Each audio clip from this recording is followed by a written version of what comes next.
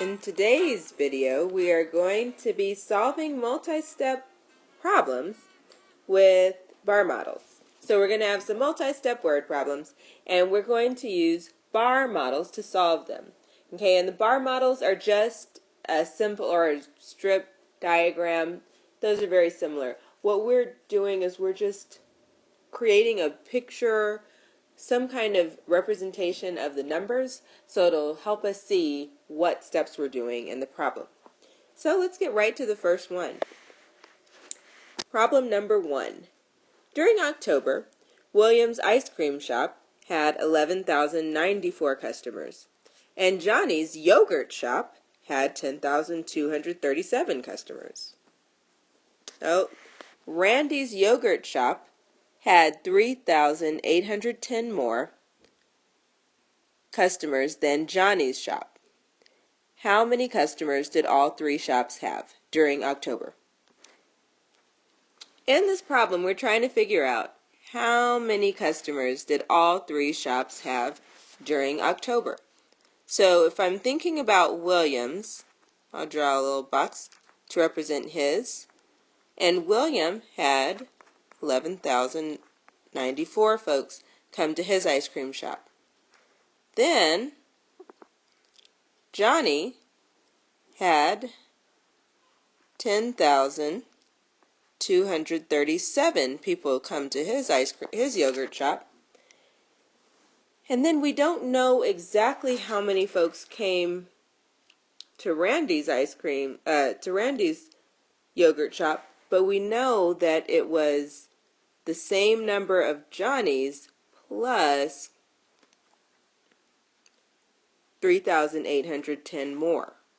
So from my diagram, you can see we know how many William has, we know how many Johnny has, and then Randy has 3,810 more than how many Johnny had. And so you see I just made a box to represent 10,237 plus the 3,810. So now they're asking us, how many customers did all three shops have? So they want us to figure out how much is this all together. So how would I go about solving the problem? I would want to add all of those amounts together. So I'd be adding 11,094 plus 10,237 plus 10,237 plus 3,810. Now, I'm not a big fan of adding four numbers at one time, so I'm going to add two of the numbers together at a time. 4 plus 7 would be 11, carry my 1. 1 plus 9 would be 10, plus 3 would be 13, carry my 1. 1 plus 2 would be 3. 1 plus nothing would be 1. 1 plus 1 would be 2. So that would just be William and Johnny's amount. Now for Randy's amount, I'm going to add 10,237 plus 3,810. 7 plus nothing is 7, 3 plus 1 is 4, 2 plus 8 is 10, carry my 1. 1 plus 0 is still 1, plus 3 would be 4, and then 1 plus nothing is 1. So therefore, Randy's amount would actually be 14,047, and now I would have to add these two values together. 21,331 plus 14,047. 1 plus 7 is 8. 3 plus 4 is 7. 3 plus 0 is 3. 1 plus 4 is 5. 2 plus 1 is 3. Therefore, they had 35,378 customers all together. That would be our answer. I'm going to play some music while you go ahead and write down your answer.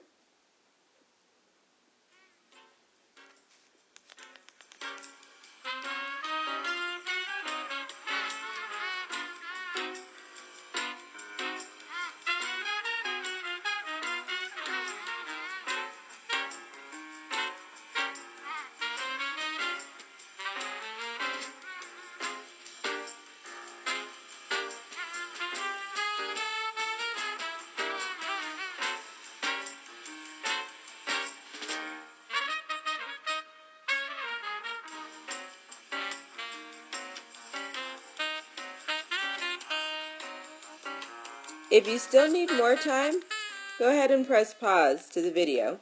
We're going to move on to the next problem. In our next problem, we see that the town of Somerville has a population of 40,285 during the summer, a population of 18,463 during the winter, and a population of 38,709 during the fall. How many more people spend time in Somerville during the winter and fall combined than in the summer? Okay, so they're asking us, here's our question that we have to answer. How many more?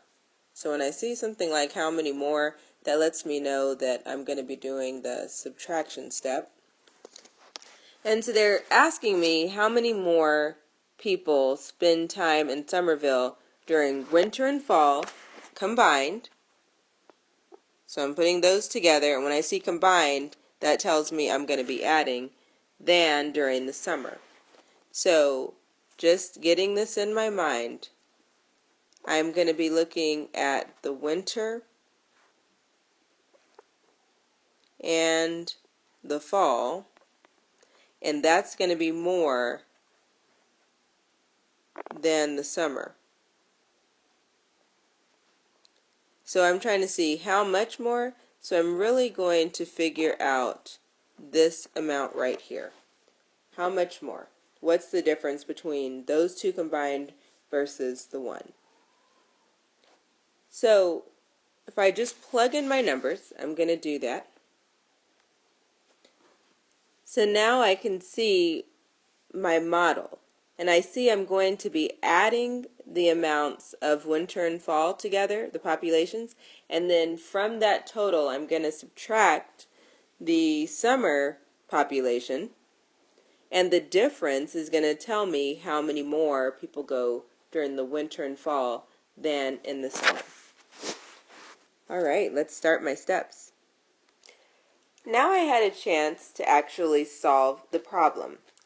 I added the winter and fall amounts, okay, 38,709 plus 18,463, and I got 57,172. From that amount, I then did my subtraction step to figure out how many more people spend time in Somerville during the winter and fall combined than during the summer, and so I subtracted 57,172 and 40,285. Remember, 40,285 was my summer population. And so the difference was 16,887. Therefore, I realized 16,887 more people come during winter and fall than during the summer. I'm going to give you a few moments to go ahead and jot that down.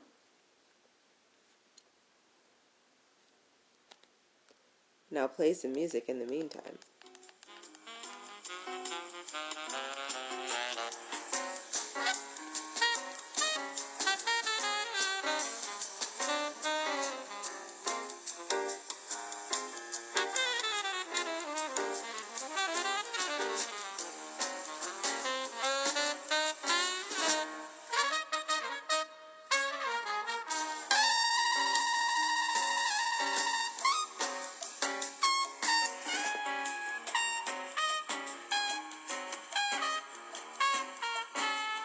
Alright, I hope you were able to get that one.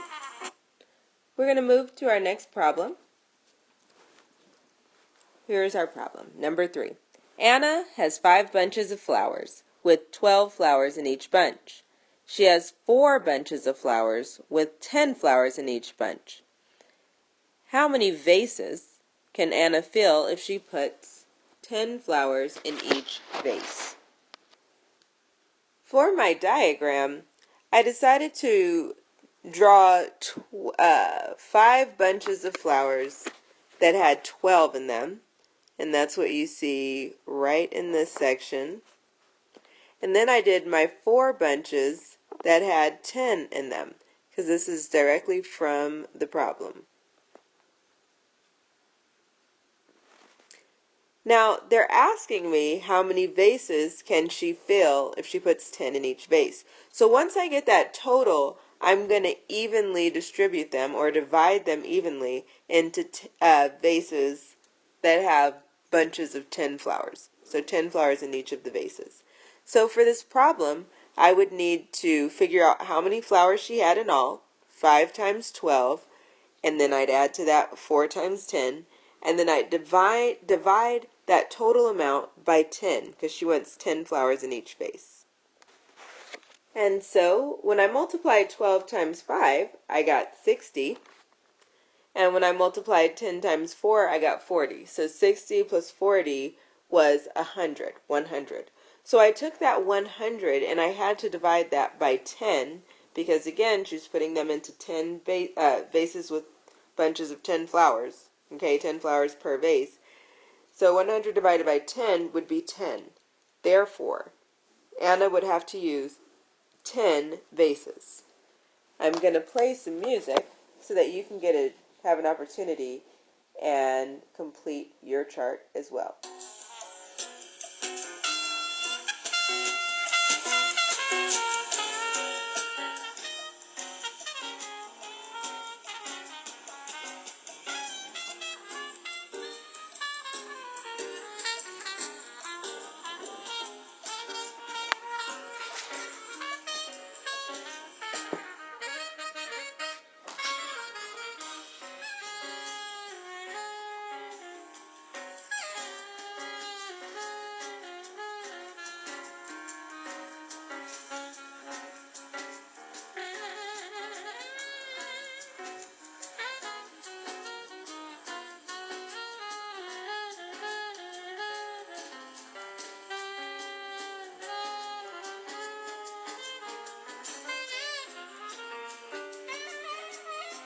All right, hopefully you've had a chance to get that down.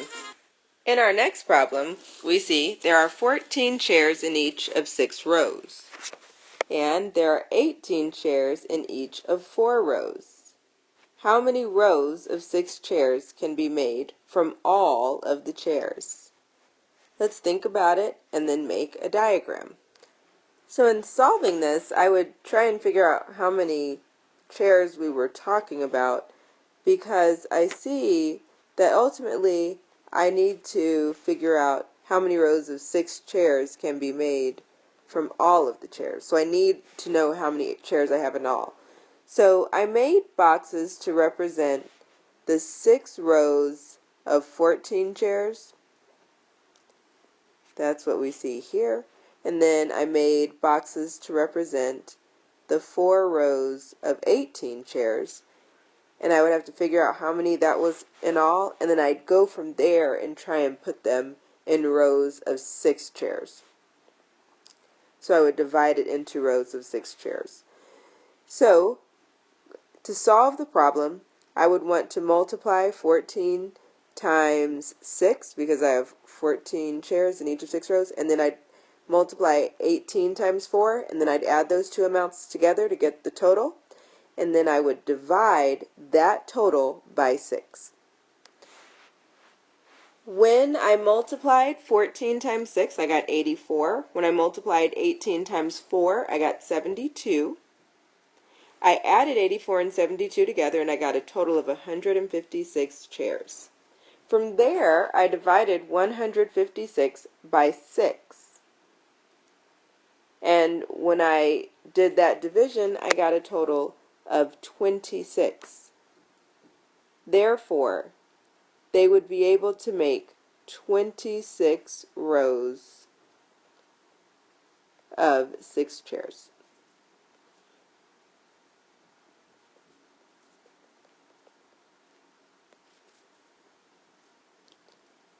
I'm going to give you a moment to go ahead and get all of that information down.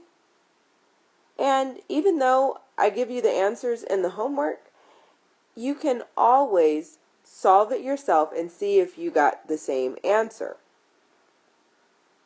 And check your steps. You're just making sure that you don't make silly mistakes, because sometimes they happen.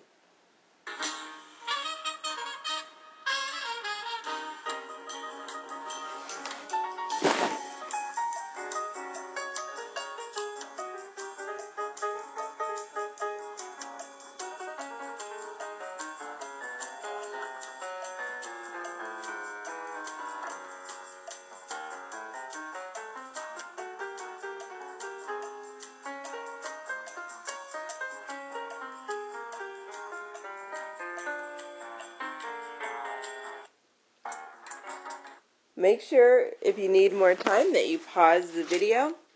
We are going to look at number 5. All right, in number 5, we see Marcus bought 2 bottles of juice. Each bottle is 48 ounces. How many 8-ounce glasses of juice can Marcus pour from the 2 bottles? Okay, so he has the 2 bottles of juice.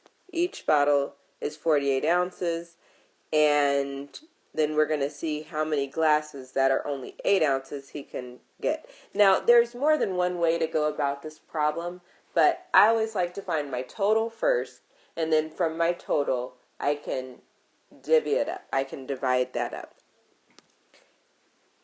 Here is my model. I took my 2 bottles. They each had 48 ounces, and I'm putting those next to each other. That shows me that I'm trying to find that total amount.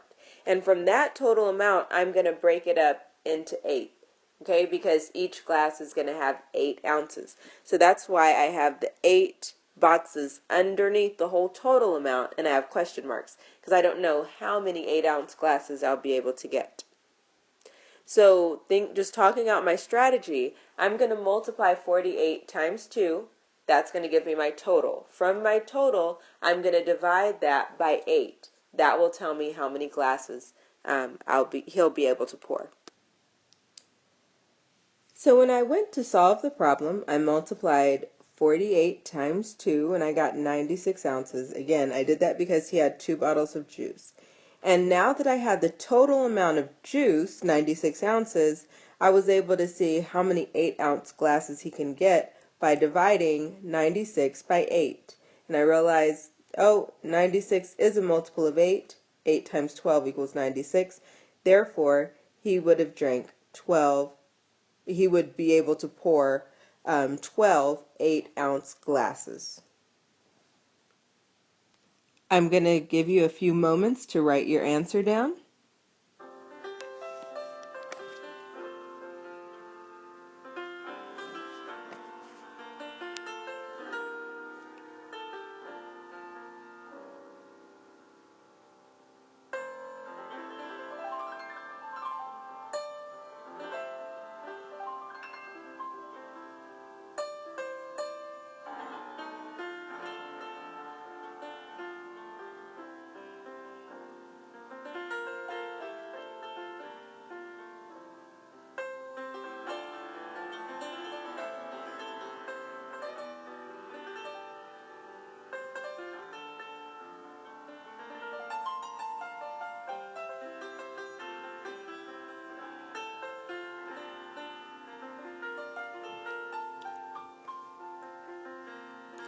All right, we're going to move on to the last problem.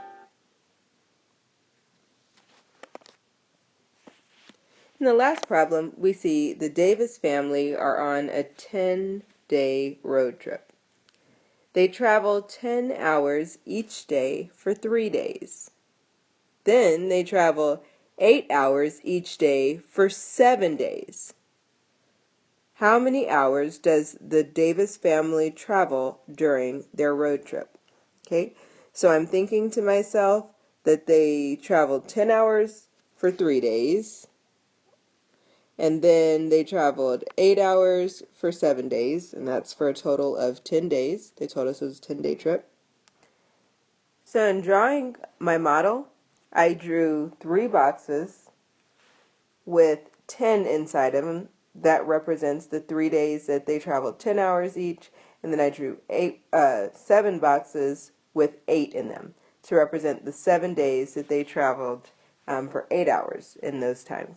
And our question that we're being asked here is how many hours did the family travel on their road trip, during their road trip?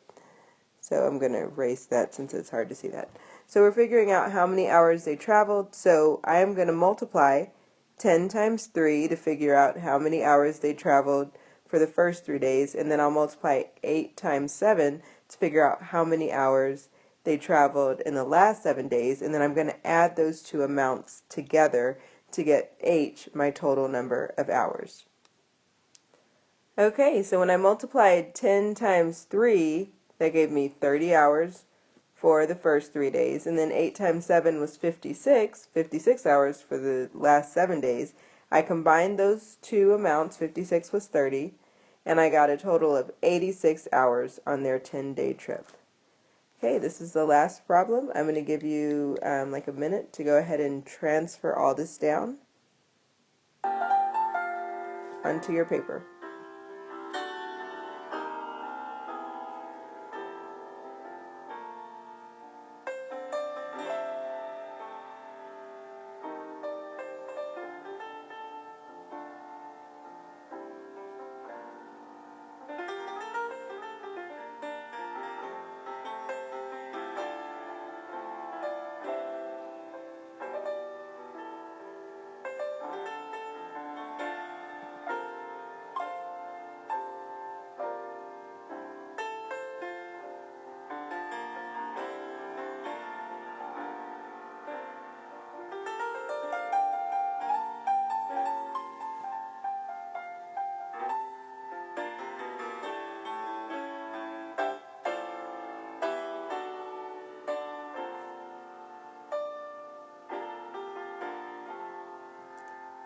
Alrighty, I hope you had a chance to transfer all of your information. In this video today, we talked about solving multi-step problems with bar models. Why do we do it? Let me tell you, when you have word problems, it is so important to visualize what the problem is talking about. If you can visualize it, then you can come up with a strategy to go about solving it. So using the bar models or strip diagrams will help you see the problem and then ultimately come up with a strategy to solve it. I hope you enjoyed. Till we meet again, take care.